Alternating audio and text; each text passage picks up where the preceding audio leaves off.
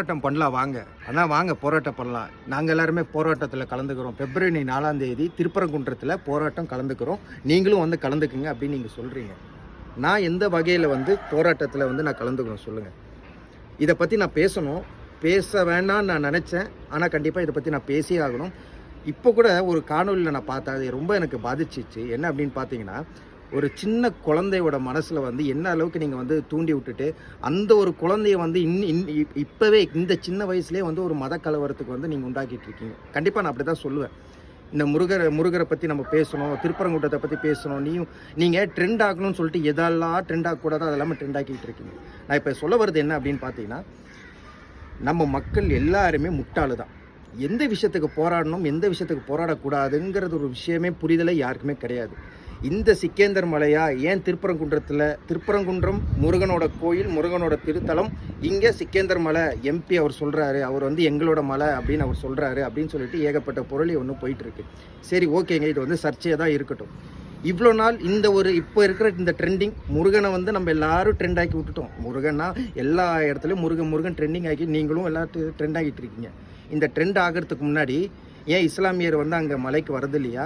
இன்றைக்கும் நான் ஒரே விஷயம், என் கருத்து என்ன அப்படின்னு சொன்னால் சொல்லியே நான் முடிச்சிடுறேன். இஸ்லாமியரும் நம்ம இந்துவும் யாரும் வந்து தனித்தனி நீ வேற நான் வேறு கிடையவே கிடையாது. என்னையை பொறுத்த வரைக்கும் நான் தான் சொல்லுவேன். எனக்கு இது முருகன் உணர்த்தினது.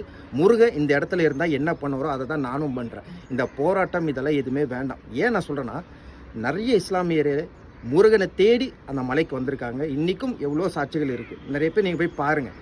நான் என்ன சொல்ல வரேன்னா, இது வந்து முழுக்க ஒரு அரசியல் தூண்டுதலுக்காக யாரோ ஒருத்தவங்க கேம் ப்ளே பண்ணிகிட்டு இருக்காங்க. இதில் பாவம் யார் அப்படின்னு பார்த்தீங்கன்னா நம்ம மக்கள் தான். நம்ம மக்களுக்கு என்ன, ஏதோ ஒரு பிரச்சனை. இப்போ கூட கமெண்ட் செக்ஷனில் நிறைய பேர் இந்த யூடியூப்பில் போட்டவுடனே வந்தாங்க. இந்த மாதிரி இந்த வாங்க நாங்கள் போராடுவோம், வாங்க நாங்கள் வந்து படை எழுப்பி என்ன பண்ண போகிற, நீ வேற அவன் வேற ஒன்றுமே கிடையாது, எல்லோரும் ஒன்று தான். அதையே நீங்கள் வந்து புரிஞ்சுக்க மாட்டீங்க. இதில் வந்து அரசியல் சூழ்ச்சி நிறையவே இருக்குது. அரசியலாக மட்டும்தான் இது வந்து விளையாடுறாங்க. நம்ம மக்களுக்கு அது தெரியவே இல்லை. இது மத கலவரம், ஜாதி கலவரம், எல்லா கலவரம் இது உண்டாக்குறதுக்கு பகடகாயாக இருக்கிறது மக்கள் மட்டும்தான். நாளைக்கு ஒரு பிரச்சனை அப்படின்னா, இந்த ஒரு பிரச்சனை இவ்வளோ பெரிய சர்ச்சையாக நடக்குதுன்னா காவல்துறை கண்டிப்பாக நடவடிக்கை எடுக்கணும். கவர்மெண்ட்டையே சும்மா இருக்காங்கன்னு எனக்கு ஒன்றும் தெரியவே இல்லை. உங்கள் எல்லாருக்கும் ஒரே விஷயம் மட்டும்தான் கடைசியாக நான் சொல்கிறேன். இஸ்லாமியர் வேறு, நம்ம இந்துசம் வேறு அப்படின்னு நீங்கள் சொல்கிறீங்க அப்படின்னா, எங்கள் ஊரில் பாண்டிச்சேரியிலேயே ஒரு இஸ்லாமியர் வந்து முருகனோட கோயில், தலைவன் முருகனோட கோயில் வந்து கட்டினார். அவர் எது கட்டணும்?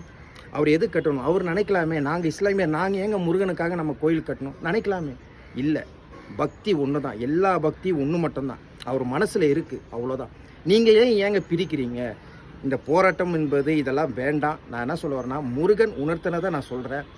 மக்களை வந்து முட்டாளாக்குறாங்க. இது அரசியலோட தூண்டுதல் தான், முழுக்க அரசியல் தான். இது பாவம். நம்ம பக்தர்களாக இருக்கட்டும், பொதுமக்கள் நிறைய பேர் அவதிப்படுறாங்க. இதெல்லாம் வேண்டாம். இது என்னோட கருத்து. நன்றி.